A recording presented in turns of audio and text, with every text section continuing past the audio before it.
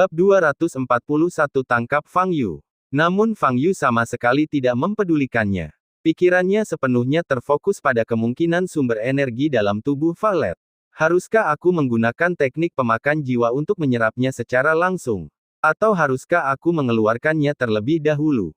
Fang Yu merenung dalam hatinya. Saya punya pertanyaan. Namun saat ini, Valet berbicara. Fang Yu tertegun dan menatap Valet. Apa masalahnya? Fang Yu bertanya. Pukulan yang baru saja kau lakukan, apakah kau benar-benar hanya menggunakan 30% dari kekuatanmu? Valet bertanya perlahan. Fang Yu mengangkat alisnya dan berkata, sekitar 30%, mungkin 40%.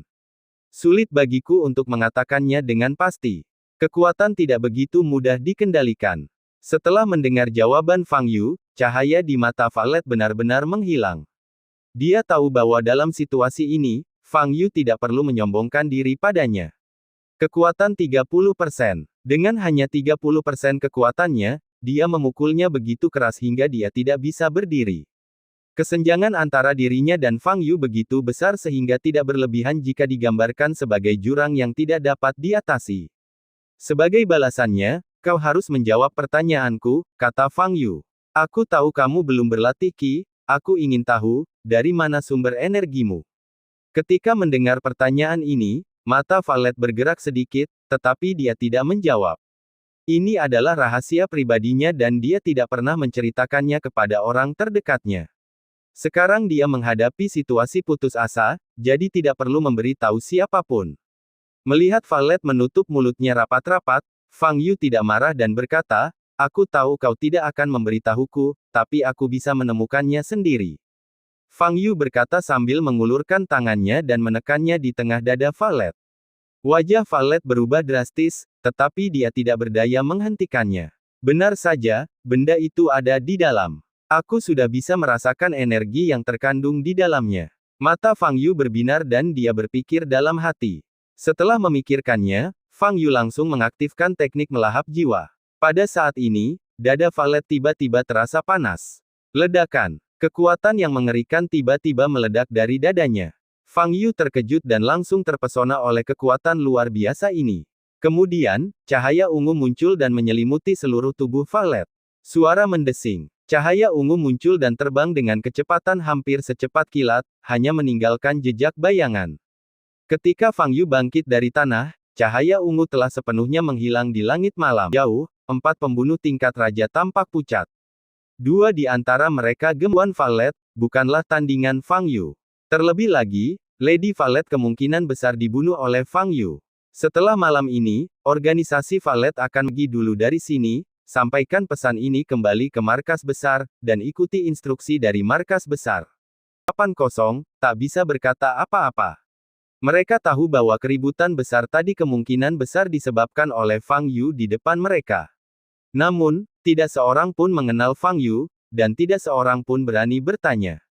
Fang Yu berjalan langsung ke arah Li Bingyan dan Fatih Liu. Pada saat ini, kedua orang ini juga mempertahankan ekspresi yang sama seperti orang lain. Ayo kembali, kata Fang Yu. Petik 2. Oke, ayo kembali. Li Bingyan masih sangat terkejut dan kata-katanya sedikit tidak jelas. Jadi, di bawah tatapan orang lain, Porsche Cayenne milik Li Bingyan perlahan pergi. Di antara kerumunan, orang yang bertanggung jawab atas kompetisi balap malam itu tampak pucat. Fang Yu membuat keributan besar hingga landasan pacu Gunung Jiuhuan hancur, dan dia pergi begitu saja. Tetapi dia tidak memiliki keberanian untuk menghentikan Fang Yu. Ya Tuhan, apa salahku? Kenapa kau lakukan ini padaku? Orang yang bertanggung jawab hampir menangis.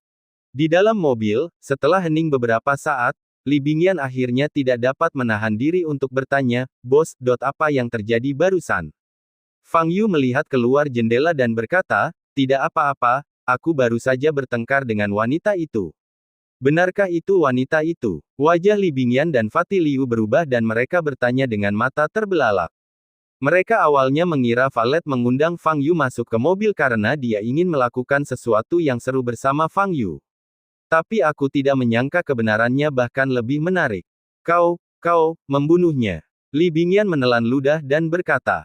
Dia hampir lolos, kata Fang Yu. Hah, tidak buruk. Li Bingyan berkata tanpa sadar. Fang Yu melirik Li Bingyan. Wajah Li Bingyan sedikit berubah, dan dia tersenyum canggung, aku hanya berpikir akan sangat disayangkan jika wanita secantik itu meninggal. Fang Yu berkata tanpa ekspresi, apakah kamu tahu siapa dia? Siapa ini? Li Bingyan tercengang. Dia adalah pemimpin organisasi pembunuh bayaran papan atas. Lebih banyak orang yang tewas di tangannya daripada wanita manapun yang pernah Anda lihat. Fang Yu berkata dengan ringan. Mendengar kata-kata Fang Yu, wajah Li Bingyan dan Fatih Liu berubah. Mereka tidak pernah membayangkan bahwa wanita yang terlihat begitu glamor dan seksi ini bisa memiliki identitas yang begitu mengerikan. Di pinggiran kota Jiangnan Barat, di lereng bukit tak berpenghuni, seorang pria terbaring. Warnanya ungu. Violet membuka matanya dan menatap bintang-bintang di langit, tak bergerak. Banyak bagian tubuhnya terbungkus dalam cahaya ungu, dan jaringan serta tulang di dalamnya sedang diperbaiki. Awalnya, dia pikir dia akan mati. Tetapi dia tidak menyangka bahwa pada saat paling kritis, kristal di tubuhnya meledak dengan energi yang belum pernah ada sebelumnya dan membawanya pergi. Tetapi meskipun dia selamat, Violet merasa rumit. Setelah melihat kekuatan Fang Yu, dia merasakan putus asa dan tidak berdaya. Bagaimana cara menghadapi keberadaan yang begitu kuat? Dia telah melampaui batasnya dan mengaktifkan 50% energi kristal di tubuhnya, tetapi dia masih belum sebanding dengan Fang Yu. Apakah mungkin, bahwa saya benar-benar harus mengaktifkan kristal tersebut hingga 100% untuk dapat mengalahkan Fang Yu? Memikirkan hal ini, mata Violet bergerak sedikit. Malam ini, saat menghadapi Fang Yu, dia berhasil menembus batasan sebelumnya dan mengerahkan 50% energi kristal. Dulu, dia tidak akan mampu melakukan hal ini. Jika melebihi 40%, dia tidak akan mampu menahannya dan akan pingsan. Namun malam ini, dia bertahan. Artinya, ketika menghadapi bahaya, potensi tubuhnya akan meledak. Dengan kata lain, bahkan jika Anda ingin mengaktifkan 100% energi kristal itu, hal itu bukan tidak mungkin untuk dicapai. 100% energi, setidaknya 2 kali lebih kuat dari sebelumnya. Pada saat itu, akankah Fang Yu masih tak terkalahkan? Mantan gurunya mengatakan kepadanya bahwa tidak ada orang yang tak terkalahkan di dunia ini. Selama kita bekerja cukup keras, manusia bisa setara dengan dewa. Gangguan mental Violet segera pulih, dan matanya kembali berbinar. Dengan kristal di tubuhnya, potensinya tidak terbatas. Fang Yu, cepat atau lambat aku akan membunuhmu dengan tanganku sendiri. Ada cahaya tegas dan dingin di mata Violet. Saat itu pukul 12 malam, di sebuah kamar hotel bintang 5 di kota Jianghai. Mu Sue dan Wang Lanlin sedang duduk di sofa di ruang tamu. Wang Lanlin mengenakan piyama, tetapi dia tampak sedikit bersemangat. Dia bertanya, Mu Sue, apakah instruksinya sudah turun dari atas? Wajah Mu Sue tampak serius. Dia menyela Wang Lanlin dan berkata, malam ini, Fang Yu bertarung dengan orang lain di Gunung Jiuhuan di Jiangnan dan menghancurkan Gunung Jiuhuan dengan mengerikan. Sebelumnya, dia melukai beberapa orang termasuk putra Dong Ziwei, orang terkaya di Jiangnan, di klub Supercar Choris. Ledakan. Wang Lanlin membanting meja, berdiri, dan berkata dengan wajah muram, sudah kubilang sebelumnya bahwa Fang Yu tidak menanggapi peringatan kita hari itu dengan serius. Dia seharusnya sudah ditangkap sejak lama. Pikiranmu telah menjadi kenyataan. Mu Sue berkata dengan tenang, apa yang dilakukan Fang Yu malam ini membuat para petinggi marah. Dia memberi kami instruksi. Besok pagi, tangkap Fang Yu segera. Bab 242 Teknik Rantai Kekosongan. Saat itu sudah pukul 9 malam ketika Fang Yu kembali ke komunitas Li Jiang. Begitu aku membuka pintu, Yu Yuiwei datang menyambutku dan bertanya dengan khawatir, Kakak Fang Yu, apakah kamu mengerjakan ujian hari ini dengan baik? Tidak buruk. Fang Yu menjawab, saya dengar matematika tahun ini sangat sulit. Bagaimana menurutmu, Kakak Fang Yu? Yu Yuiwei bertanya dengan hati-hati, karena dia takut menyentuh bagian tubuh Fang Yu yang sakit. Saya tidak merasakan apapun. Fang Yu menjawab dengan jujur. Saat mengerjakan soal-soal ujian masuk perguruan tinggi, Fang Yu dalam kondisi tidak banyak menggunakan otaknya dari awal hingga akhir. Dia hanya memegang pena dan terus menulis tanpa kesan apapun tentang tingkat kesulitannya. Teman sebangku saya bercerita kalau adiknya langsung menangis begitu keluar dari ruang ujian seusai mengerjakan ujian matematika kemarin. Yu Yuiwei menatap Fang Yu dan berkata, "Oh, itu mungkin sangat sulit," kata Fang Yu. "Pokoknya, aku rasa dengan kemampuanmu, saudara Fang Yu, kau pasti bisa masuk ke universitas unggulan." Yu Yuiwei mengedipkan matanya yang besar dan berkata dengan tegas. Fang Yu mengulurkan tangan dan mengusap kepalanya, lalu kembali ke kamar. Setelah mandi dan berbaring di tempat tidur, Fang Yu teringat Violet, yang ditemuinya malam ini, dan masih memiliki keraguan di hatinya. Apa sumber energi dalam tubuh Violet? Ini mengingatkan Fang Yu pada inti kekuatan yang telah diambilnya dari manusia hasil rekayasa genetika sebelumnya. Ada beberapa kesamaan di antara keduanya, tetapi keduanya juga sangat berbeda. Inti kekuatan yang digunakan oleh manusia yang dimodifikasi secara genetika mengandung energi yang sangat mirip dengan energi spiritual berintensitas tinggi yang terkandung dalam pembuluh darah spiritual.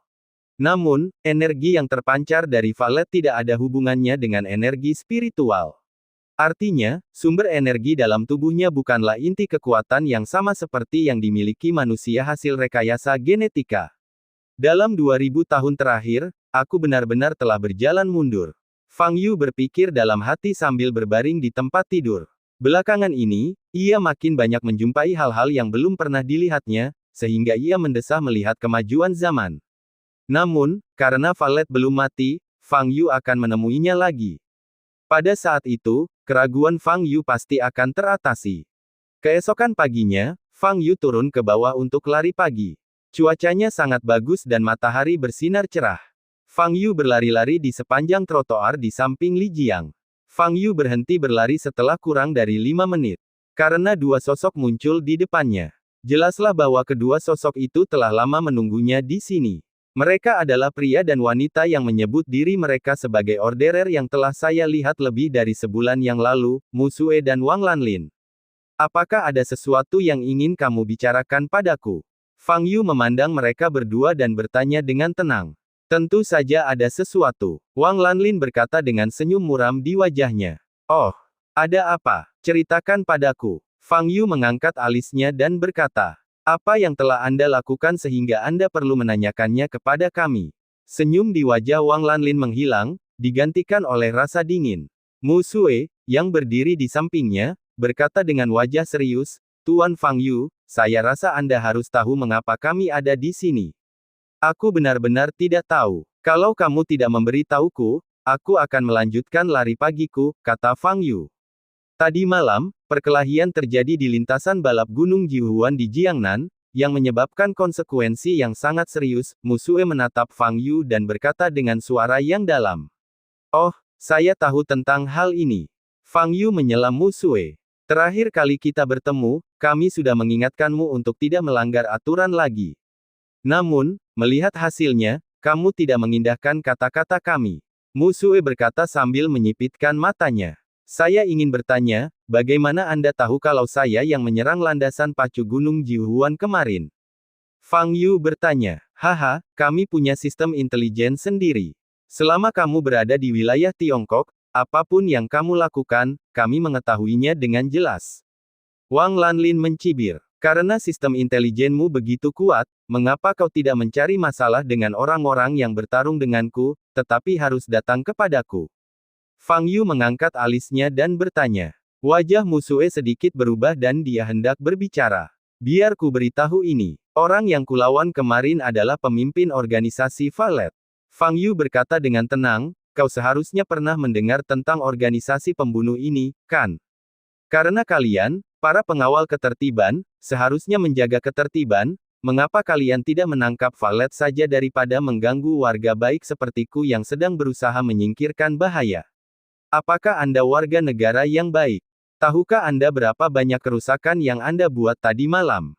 Hanya karena kejahatan merusak lingkungan, kami punya alasan untuk menangkap Anda. Wang Lanlin berkata dengan marah. Kalau begitu, sebaiknya kau cari masalah dengan Violet. Dialah yang menyerangku lebih dulu.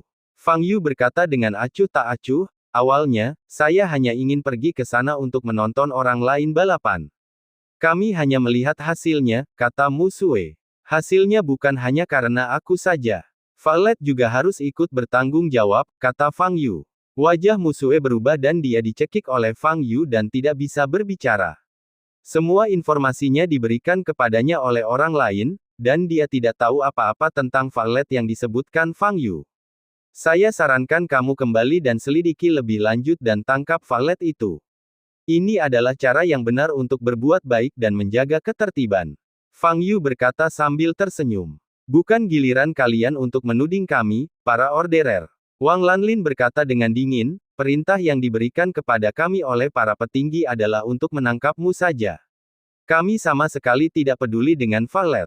Oh, kalau begitu tidak banyak yang bisa dikatakan. Fang Yu merentangkan tangannya. Wajah Wang Lanlin muram dan hatinya terbakar amarah. Penampilan Fang Yu yang malas dan tenang membuatnya sangat tidak senang. Fang Yu, aku ingat pernah bercerita padamu sebelumnya bahwa aku telah menangkap banyak prajurit. Saat pertama kali kita bertemu, mereka sama sepertimu, sombong dan mendominasi, dan mereka menganggap diri mereka hebat dan tidak menganggapku serius. Tetapi kemudian, coba tebak apa yang terjadi. Wang Lanlin menatap Fang Yu dengan tatapan tajam di matanya. Setelah itu, banyak prajurit berlutut di hadapanku dan memohon belas kasihan, memintaku untuk melepaskannya. Maaf, tapi aku benar-benar tidak tahu seberapa kuat dirimu. Fang Yu berkata dengan senyum di wajahnya. Menghadapi senyum sinis Fang Yu, wajah Wang Lanlin memerah karena marah, dan dia meraung, Fang Yu, aku akan menangkapmu sekarang. Musue di sampingnya tidak menghentikannya, melainkan mundur selangkah. Wang Lanlin menatap Fang Yu, dan pupil matanya tiba-tiba bersinar biru. Fang Yu telah mengalami teknik pupil ini saat mereka pertama kali bertemu, dan itu tidak menimbulkan ancaman sama sekali. Fang Yu tidak menghindar dan menatap lurus ke mata Wang Lanlin. Suatu kekuatan muncul dalam kehampaan dan menyerang Fang Yu, tetapi diblokir oleh tubuh Fang Yu dan tidak bisa masuk. Pengendalian pikiran murid roh surgawi sama sekali tidak berpengaruh padanya. Mata Wang Lanlin berkilat dingin. Tapi, tak masalah. Dia bisa memenjarakan Fang Yu terlebih dahulu. Teknik rantai kekosongan. Wang Lanlin mengulurkan tangannya dan membuat gerakan tangan di udara. Fang Yu berdiri di tempatnya, mengamati gerak-gerik Wang Lanlin dengan penuh minat. Orang ini tidak memiliki aura kultivasi, dan seperti valet, dia tidak mengandalkan ki sejati. Kunci kaki. Setelah beberapa detik, Wang Lanlin menggenggam kedua tangannya. Tiba-tiba terjadi gerakan di bawah kaki Fang Yu. Melihat ke bawah, Fang Yu melihat rantai tembus pandang muncul di kakinya, melilit kakinya dengan erat. Ikat tanganmu. Wang Lanlin berteriak dingin lagi dan mengarahkan jarinya ke arah Fang Yu. Tangan Fang Yu ditarik ke belakang punggungnya oleh kekuatan tak terlihat dan sekali lagi terkunci oleh rantai tembus pandang yang muncul dari udara tipis. Hanya dalam beberapa detik, tangan dan kaki Fang Yu diikat oleh rantai virtual. Kamu tidak bisa bergerak sekarang, kan? Mata Wang Lanlin bersinar dengan sedikit godaan. Menurut pendapatnya, Fang Yu tidak bereaksi sama sekali. Teknik rantai void adalah mantra yang sangat rumit, dan proses penerapan mantra tersebut memakan waktu setidaknya 1 menit. Tapi Wang Lanlin berbeda. Ia dilahirkan dengan murid-murid dewa, yang berarti ia adalah seorang penyihir alami. Dengan berkah murid roh surgawi, penggunaan sihirnya beberapa kali lebih cepat daripada penyihir biasa. Karena itulah dia mampu menjadi orang yang tertib. Dia yakin bahwa dengan murid spiritual surgawinya, dia adalah salah satu penyihir terkuat di generasi muda. Musue yang menyaksikan pertarungan dari belakang pun menghela napas lega dan tersenyum tipis saat melihat tangan dan kaki Fang Yu terkunci oleh rantai kekosongan. Operasi penangkapan hari ini jauh lebih sederhana dari yang dibayangkannya. Berdasarkan pemahamannya sebelumnya tentang Fang Yu, dia berpikir hari ini akan menjadi pertempuran sengit. Namun tanpa diduga, Fang Yu ditundukkan oleh Wang Lanlin sebelum ia sempat menggunakan mantra yang paling ampuh melawan para prajurit. Wang Lanlin menatap Fang Yu dan mencibir, Fang Yu, sekarang aku bertanya, apakah kamu mengaku bersalah? Bab 243 Kelemahan Fatal. Fang Yu terdiam, menatap rantai tembus pandang di tangan dan kakinya, mencoba bergerak. Wang Lanlin mencibir dan berkata dengan nada sarkastis, jangan pernah berpikir untuk mencoba melepaskan diri. Ketatnya rantai ini sebanding dengan kekuatanmu. Semakin keras kau mencoba melepaskan diri, semakin erat ikatannya, sampai tangan dan kakimu langsung tercekik. Aku tahu kau sangat kuat. Ini adalah mantra yang aku persiapkan khusus untukmu. Wang Lanlin menambahkan, oh, apakah ada sesuatu yang istimewa disiapkan untukku? Fang Yu mengangkat kepalanya dan bertanya.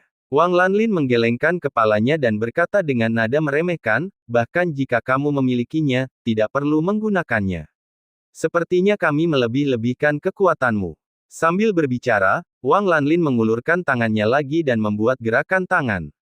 Berlututlah. Ledakan. Sebuah kekuatan besar menekan bahu Fang Yu, menyebabkan lantai di bawah kakinya retak. Wang Lanlin menatap Fang Yu, hanya ada ejekan dan tatapan dingin di matanya. Dia sekarang tidak hanya ingin menangkap Fang Yu, tetapi juga ingin mempermalukan Fang Yu. Dia ingin memberitahu Fang Yu bahwa masih ada penyihir seperti mereka di dunia ini. Dibandingkan dengan prajurit yang dapat ditemukan di mana-mana, penyihir sangat langka. Ini karena mereka yang memiliki bakat untuk menjadi penyihir benar-benar yang terbaik dari yang terbaik, satu di antara sejuta. Pilih 10 orang biasa secara acak di jalan, dan setidaknya 5 dari mereka akan dapat berlatih seni bela diri. Tetapi bahkan jika Anda mencari 50 atau bahkan 100 orang, akan sulit menemukan satu orang pun yang dapat menjadi pesulap. Inilah celah di ambang batas. Dibandingkan dengan prajurit, seorang penyihir tidak hanya memiliki status yang jauh lebih mulia, tetapi juga jauh lebih kuat. Dapat dikatakan bahwa penyihir itu ada untuk menghukum para prajurit. Organisasi Ordo ini sepenuhnya terdiri dari para penyihir. Mereka bertanggung jawab untuk menjaga keseimbangan antara dunia sekuler dan dunia seni bela diri. Jika ada seniman bela diri yang melewati batas atau melanggar aturan, mereka akan segera mengambil tindakan untuk memberinya sanksi. Mereka hanya memiliki kemampuan itu. Mereka menggunakan berbagai mantra untuk menghukum para Grandmaster, Martial Lord, dan bahkan Martial Saint dengan mudah. Sama seperti Fang Yu sekarang. Ku dengar kau bisa mengalahkan Wu Zun.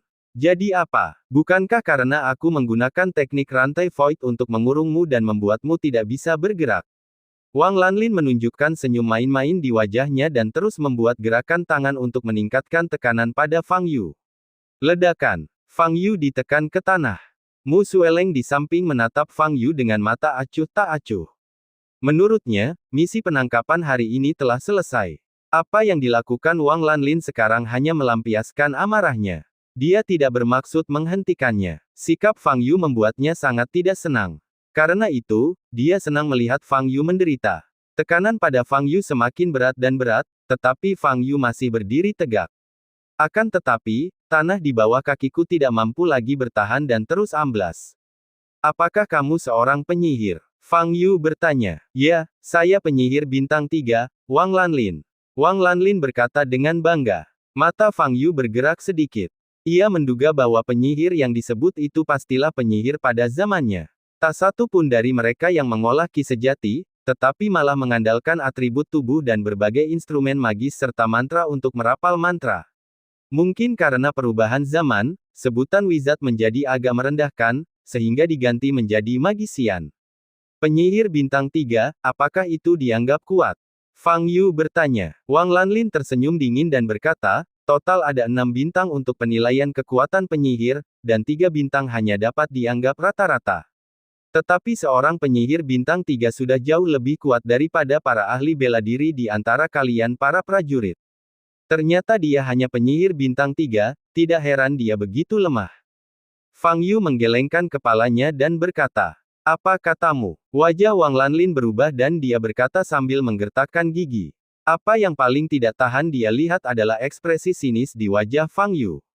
Bagaimana mungkin seorang pejuang biasa bisa begitu sombong di depannya, seorang penyihir bintang 3? Sebagai penegak hukum, Wang Lanlin telah menangkap tidak kurang dari 30 master dan master seni bela diri. Dan Fang Yu adalah orang yang kultivasinya paling rendah di antara mereka. Kau ingin memprovokasiku? Baiklah, kalau begitu aku akan menunjukkan kepadamu perbedaan antara kami para penyihir dan prajurit tingkat rendah sepertimu. Wang Lanlin berkata dengan suara berat dan tatapan mata dingin. Retak, retak. Pada saat ini, suara renyah terdengar. Fang Yu hanya menjabat tangannya, dan rantai hampa di pergelangan tangannya langsung putus. Apa? Wajah Wang Lanlin berubah saat melihat pemandangan ini. Retakan. Segera setelah itu, Fang Yu mengangkat kakinya lagi. Terdengar dua suara renyah lagi. Fang Yu melangkah ke tanah lagi, dan dua rantai kekosongan di kakinya juga menghilang. Rantai ini memang lebih kuat dari rantai fisik, tapi tidak sekuat yang kau katakan. Fang Yu tersenyum tipis dan berkata kepada Wang Lanlin. Pada saat ini, mata Wang Lanlin dipenuhi dengan keterkejutan. Bagaimana ini mungkin? Bagaimana Fang Yu bisa melepaskan diri dari rantai kehampaan itu dengan mudahnya? Ini adalah mantra pengurungan terkuat yang pernah dikuasainya. Saya telah menggunakannya puluhan kali saat menangkap prajurit lain sebelumnya, dan tidak pernah terjadi kecelakaan. Bahkan Martial Lord pun tak dapat melepaskan diri dari belenggu kehampaan. Tetapi Fang Yu hanya menarik tangannya dua kali dan mengangkat kakinya dan melepaskan diri. Ini, wajah Wang Lanlin dipenuhi keterkejutan, hatinya terguncang, dan dia terdiam sesaat. Pada saat ini, Mu Sue di belakangnya berjalan maju dengan wajah dingin. Dia membuka telapak tangannya, lalu cahaya biru menyala di tangannya, lalu sebuah tongkat kerajaan muncul. Tongkat kerajaan terlihat sangat kecil, panjangnya sekitar setengah lengan, dan berwarna coklat. Mu Sue meraih tongkat kerajaan, mengarahkannya ke Fang Yu, dan melantunkan beberapa mantra. Zhenling, Mu Sue berteriak dingin, dan tongkat kerajaan itu memancarkan semburan cahaya putih dan melesat ke arah Fang Yu. Tubuh Fang Yu langsung diselimuti oleh cahaya putih. Pada saat yang sama, Fang Yu merasakan kekuatan hisap yang besar mencoba menyerap energi sebenarnya di tubuhnya. Fang Yu cukup akrab dengan perasaan ini. Apalagi dia baru saja mempelajarinya beberapa waktu lalu. Itu adalah formasi penekan jiwa. Mantra yang digunakan Mu Sue sekarang sama persis dengan Soul Suppression Array. Hanya saja bentuk castingnya berbeda. Ingin menyerap energi asliku. Fang Yu tersenyum dingin, dan semburan energi tiba-tiba meledak dari tubuhnya, langsung menghancurkan cahaya putih di sekitarnya. Kekuatan ini mengejutkan Mu Sue dan Wang Lanlin yang berada tidak jauh dan membuat mereka mundur lagi dan lagi. Aku jauh lebih mengenal Soul Suppression Array daripada dirimu. Sayang sekali kamu tidak memiliki energi sejati, kalau tidak aku bisa menunjukkan cara lain untuk menggunakannya. Fang Yu berkata dengan ringan. Mu Sue dan Wang Lanlin saling berpandangan dan melihat kengerian di mata masing-masing. Fang Yu tidak hanya berhasil melepaskan diri dari rantai kehampaan, bahkan teknik penekan jiwa pun tidak berpengaruh padanya. Kedua mantra ini adalah kartu truf mereka untuk menghukum perlahan Fang Yu adalah dengan menggunakan mantra ofensif. Mu Sue meraih tongkat kerajaan.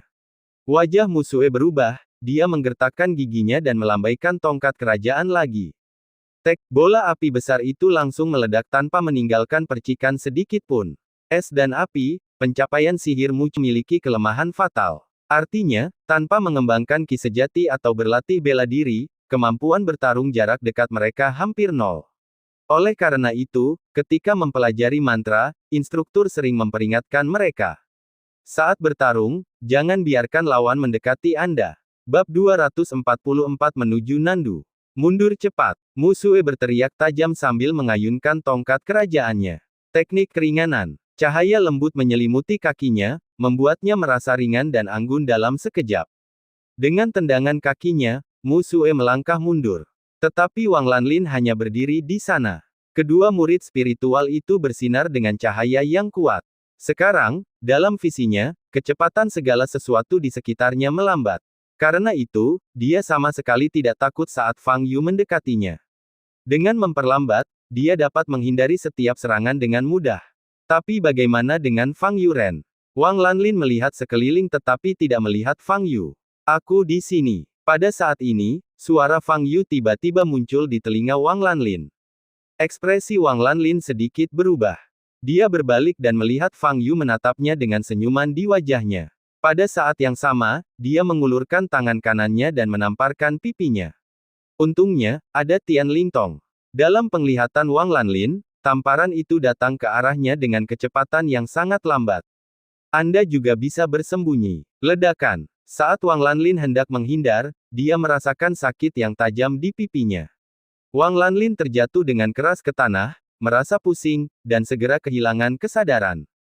Brengsek. Melihat Wang Lanlin ditampar ke tanah oleh Fang Yu, Mu Sue yang mundur puluhan meter menjadi pucat. Dia tahu bahwa misi penangkapan hari ini telah gagal total. Sebagai seorang yang tertib yang dikenal sebagai musuh bebuyutan para prajurit dan seorang penyihir bintang 3, dia dan Wang Lanlin bukanlah tandingan Fang Yu di hadapan mereka. Mu Sue melirik Wang Lanlin yang terjatuh, menggertakkan giginya, dan mundur dengan tegas. Dia adalah orang yang rasional dan tidak akan pernah membuat pilihan yang salah. Wang Lanlin terjatuh. Dia harus meninggalkan tempat ini dan melaporkan situasi Fang Yu kepada atasannya. Prajurit Fang Yu bukanlah seseorang yang dapat dihadapi oleh dua penyihir bintang 3. Diperlukan untuk mengirim pemesan dengan 4 bintang atau lebih untuk menyelesaikan misi penangkapan. Saat Mu Sue memikirkan hal ini, dia berlari lebih cepat dan berlari sejauh 100 meter. Fang Yu melirik Wang Lanlin yang tak sadarkan diri, lalu menatap Mu Sue yang telah berlari 100 meter jauhnya, dan menyipitkan matanya sedikit. Fang Yu mengulurkan telapak tangan kanannya dan menekan ke arah di mana Mu Sue berlari. Mu Sue yang tengah berusaha keras untuk melarikan diri, tiba-tiba merasakan ada suatu kekuatan besar yang menekannya, suatu kekuatan yang sama sekali tidak dapat ia tanggung. Ledakan. Dengan suara keras, Mu Sue jatuh ke tanah, dan retakan pun muncul di tanah. Kenapa kau harus menggangguku? Kenapa tidak menangkap Valet? Ini adalah kalimat terakhir yang didengar Mu Sue sebelum dia pingsan. Fang Yu menyatukan Mu Sue dan Wang Lanlin yang tidak sadarkan diri, sambil memikirkan cara untuk menghadapi mereka. Setelah memikirkannya, dia menelepon Xia Xiaoying. Apa? Para pemberi perintah. Kalian membawa para pemberi perintah, kemana kalian? Aku akan segera datang. Nada bicara Xia Xiaoying berubah saat dia mendengar Fang Yu berkata bahwa dia memiliki 2 pemberi perintah di tangannya. Fang Yu memberi tahu lokasinya, lalu menutup telepon, duduk di bangku batu di samping trotoar, dan menatap Li Jiang di depannya. Lebih dari 30 menit kemudian, sebuah jeep hijau militer berhenti di depan Fang Yu. Xia Xiaoying, mengenakan seragam, keluar dari mobil dan berjalan menuju Fang Yu. Sebelum dia mendekat, dia melihat 2 sosok tergeletak di tanah di depan Fang Yu. Seorang pria dan seorang wanita, keduanya tampak menyedihkan. Pipi kiri pria itu bengkak seperti kepala babi dan dagunya berlumuran darah. Wanita itu mimisan, dan tampaknya batang hidungnya patah. Dia juga memiliki luka dengan tingkat yang berbeda-beda di tubuhnya. Kedua orang ini, Xia Xiaoying menatap Fang Yu dengan ekspresi tidak senang. Pagi ini saat saya sedang jogging, mereka keluar tanpa alasan yang jelas dan mengatakan ingin menangkap saya. Lalu saya melawan untuk membela diri. Fang Yu berkata dengan tenang. Apakah mereka, benar-benar para orderer? Xia Xiaoying bertanya dengan jantungnya berdebar kencang. Mereka menyebut diri mereka sebagai orderers, tapi saya tidak tahu apakah itu benar atau tidak. Fang Yu mengangkat bahu dan berkata. Xia Xiaoying memikirkannya, lalu berjongkok, meraba-raba saku celana Mu Sue, dan segera mengeluarkan kartu hitam. Tidak ada informasi pada kartu ini, hanya 3 logo bintang perunggu. Ketika Xia Xiaoying melihat kartu ini, ekspresinya berubah total. Inilah lambang Ordo. 2 orang di depanku ini benar-benar orang yang membawa ketertiban. Fang Yu, benar-benar menghajar sang pemberi perintah hingga babak belur seperti ini. Kamu, Xia Xiaoying menatap Fang Yu dengan mata indahnya yang terbuka lebar, dan terdiam sesaat. Biarkan saya tegaskan lagi, merekalah yang menyerang saya pertama kali. Fang Yu berkata dengan ekspresi acuh tak acuh. Saya memintamu datang ke sini agar kamu dapat mengirim orang-orang ini kembali dan memberi tahu mereka untuk tidak mengganggu saya lagi di masa mendatang. Jika ada waktu berikutnya, aku tidak akan menunjukkan belas kasihan. Xia Xiaoying menarik napas dalam-dalam dan berkata, apapun yang terjadi, kamu tidak seharusnya memukul mereka seperti ini. Dengan cara ini, Ordo pasti tidak akan membiarkanmu pergi.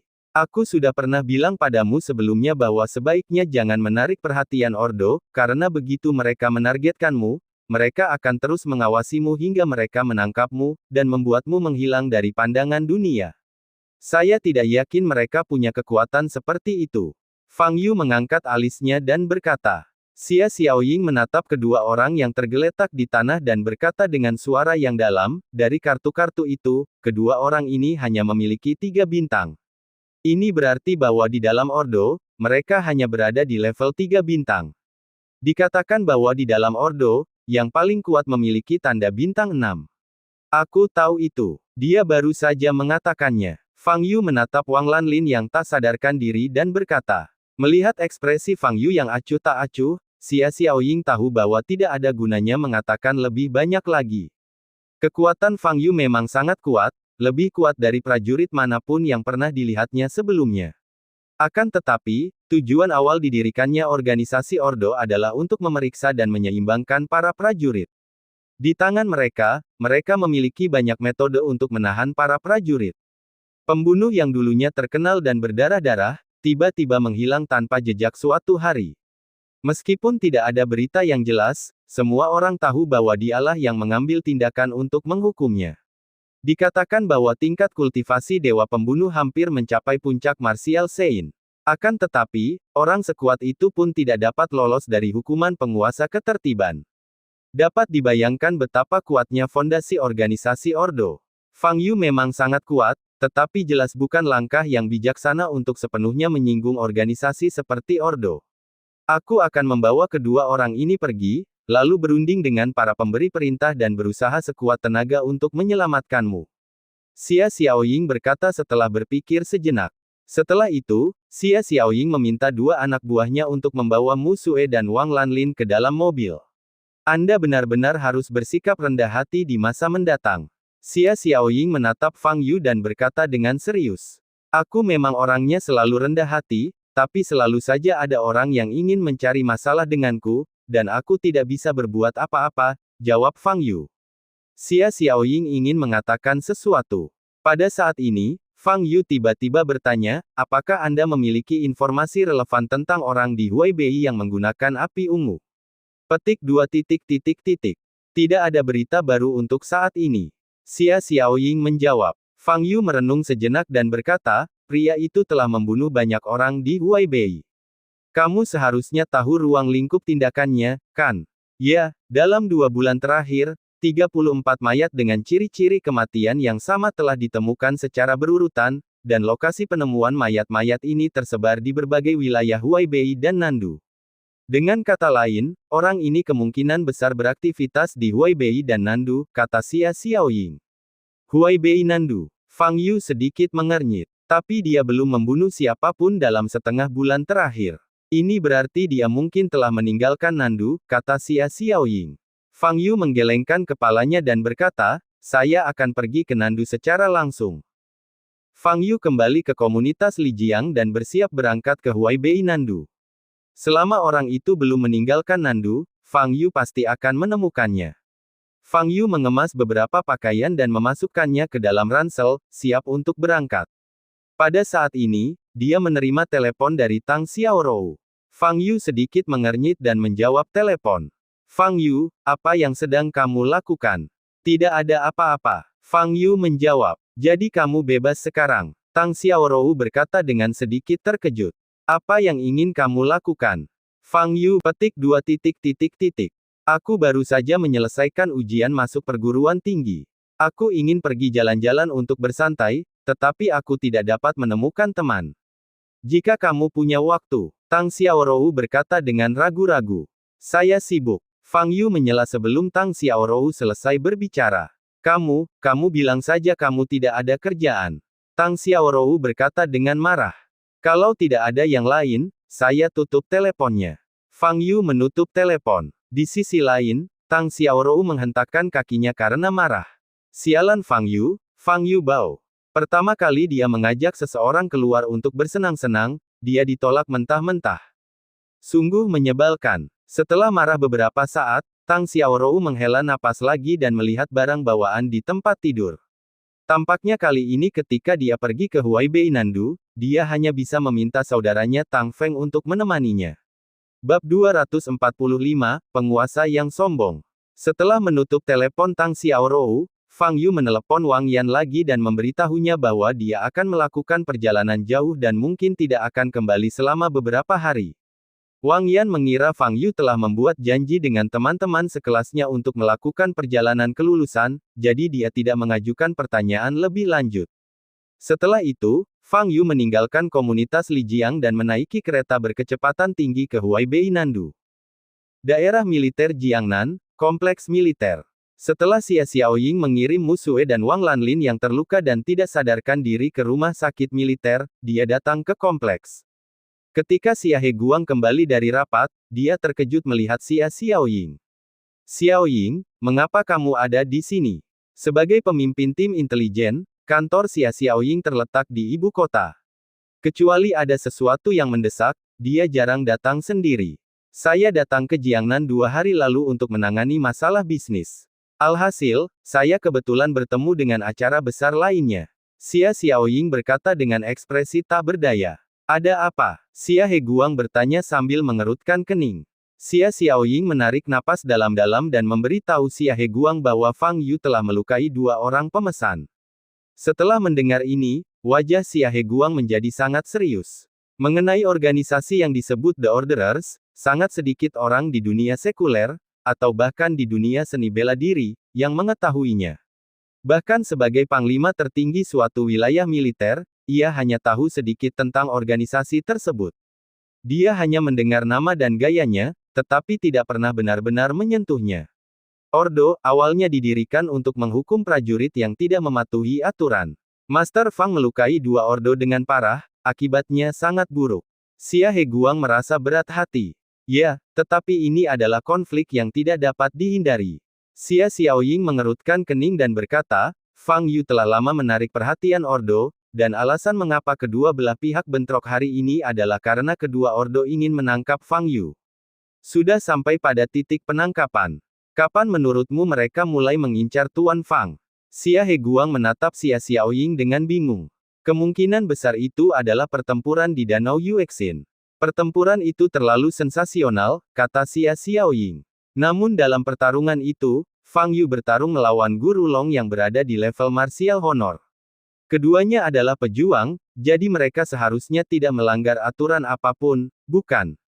Xia Heguang mengerutkan kening. Xia Xiaoying menggelengkan kepalanya dan berkata dengan ekspresi aneh di wajahnya, itu hanya asal-usulnya. Sejauh yang saya ketahui, dalam 2 bulan terakhir, Fang Yu memang beberapa kali melakukan tindakan di depan umum, yang menyebabkan kerusakan besar pada fasilitas umum. Saya baru saja menerima informasi bahwa Fang Yu berkelahi dengan seorang wanita tak dikenal tadi malam dan meledakkan lubang besar di Gunung Jiuhuan. Seluruh bagian lintasan juga hancur. Xia Heguang terdiam beberapa saat, lalu bertanya, bagaimana situasi kedua pemesan itu? Tak satu pun dari mereka yang terancam jiwanya, tetapi luka-lukanya serius. Pria itu mengalami patah tulang pipi kiri dan gegar otak parah, dan wanita lainnya mengalami patah hidung dan semua anggota tubuhnya mengalami luka yang bervariasi, kata Xia Xiaoying. Xia Heguang mengangguk dengan sungguh-sungguh tanpa mengatakan apapun, seolah sedang memikirkan sesuatu. Xia Xiaoying menatap Xia Heguang dengan tenang. Dia memberi tahu Xia Heguang tentang hal ini dan menunggu Xia Heguang mengambil keputusan.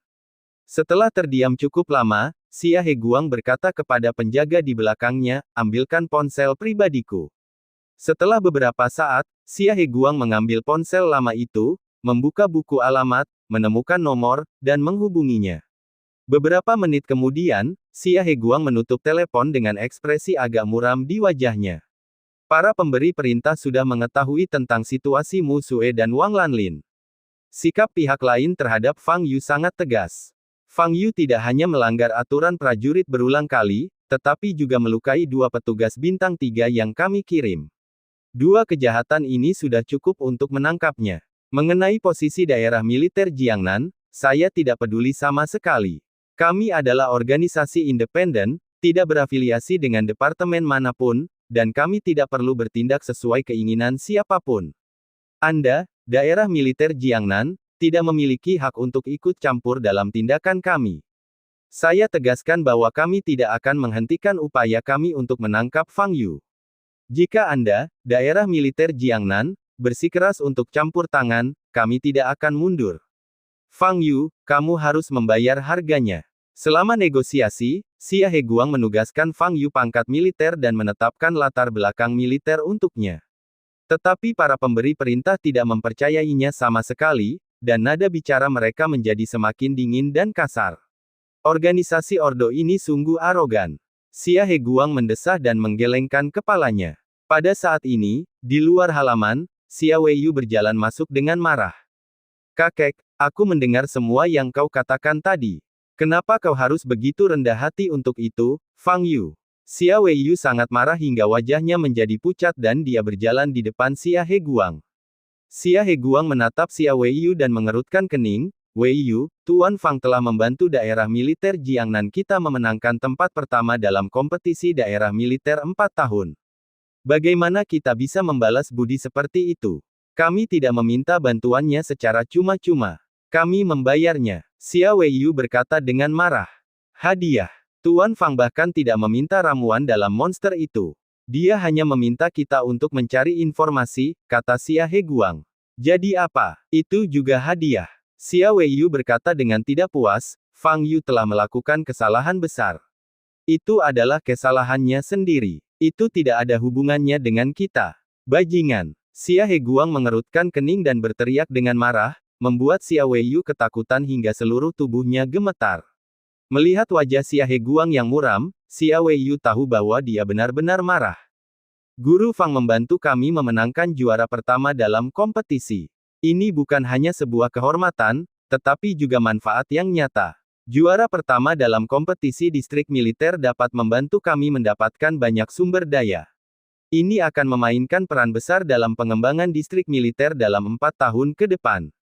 Tidak hanya itu, Master Fang juga mengajarkan kita seperangkat keterampilan fisik. Semua anggota pasukan Sun Long tahu betapa hebatnya seperangkat keterampilan fisik ini. Sekarang, saya telah mempromosikan seperangkat keterampilan fisik ini ke seluruh wilayah militer, dan saya yakin kita akan segera melihat hasilnya. Apakah menurutmu kau bisa membalas budi seperti itu hanya dengan 2 informasi? Xia Heguang memarahi dengan wajah muram. Xia Weiyu menundukkan kepalanya, tak bisa berkata apa-apa. Saya selalu mengajarkanmu bahwa kamu harus membalas kebaikan orang lain, terutama mereka yang mengulurkan tangan membantumu di saat-saat tersulitmu. Ekspresi Xia Heguang sedikit mereda dan berkata, bagi daerah militer Jiangnan kita, Tuan Fang adalah seorang dermawan. Xia Heguang berbicara dari hatinya. Jika bukan karena Fang Yu, daerah militer Jiangnan mereka akan menjadi yang terlemah dalam kompetisi ini, dan pasti akan mendapat tempat terakhir, ditertawakan oleh semua pihak. Xia Weiyu mungkin tidak menyukai Fang Yu, tapi dia tidak bisa berterima kasih. Setelah mendengar beberapa kata, Xia Weiyu berbalik dan berjalan keluar halaman. Xia Xiaoying meliriknya dan mendesah pelan. Di antara ketiga saudari itu, yang memiliki kepribadian paling tidak dewasa bukanlah Xia Tinghe yang termuda, melainkan Xia Weiyu. Jangan pedulikan dia, kata Xia Heguang. Sikap para pemesan begitu tegas, apa yang akan Anda lakukan? Xia Xiaoying bertanya sambil mengerutkan kening. Petik 2. Tidak ada cara lain. Hanya ini yang bisa kita lakukan. Kita hanya bisa mencoba memberi Master Fang informasi tentang Ordo dan mengingatkannya untuk lebih berhati-hati. Xia Heguang berkata dengan suara yang dalam, dengan kekuatan Tuan Fang, pasti tidak akan mudah bagi Ordo untuk menangkapnya. Xia Xiaoying mengangguk. Ngomong-ngomong, apakah kamu punya informasi tentang keluarga Xiao? Pada saat ini, Xia Heguang tiba-tiba teringat sesuatu dan bertanya. Xia Xiaoying menggelengkan kepalanya dan berkata, tidak ada informasi khusus. Itu benar-benar aneh. Setelah berita tentang cedera serius Xiao Chen menyebar, hanya 1 malam kemudian, keluarga Xiao tiba-tiba menjadi tenang dan terdiam. Xia Heguang mengerutkan kening. Awalnya dia sudah bersiap menanggung amukan keluarga Xiao demi Fang Yu, tetapi dia tidak menyangka keluarga Xiao malah tidak datang menemuinya. Ia menerima gosip bahwa Xiao Chen telah pulih sepenuhnya, lengan kirinya telah disambungkan kembali, dan saat ini ia sedang berlatih dalam pengasingan. Tetapi berdasarkan kesan Xia Heguang terhadap keluarga Xiao, mereka mungkin tidak akan membiarkannya begitu saja bahkan jika Xiao Chen pulih. Tetapi keluarga Xiao menjadi sangat pendiam dan tidak melakukan gerakan apapun. Kelainan ini membuat Xia Heguang merasa ada sesuatu yang tidak beres.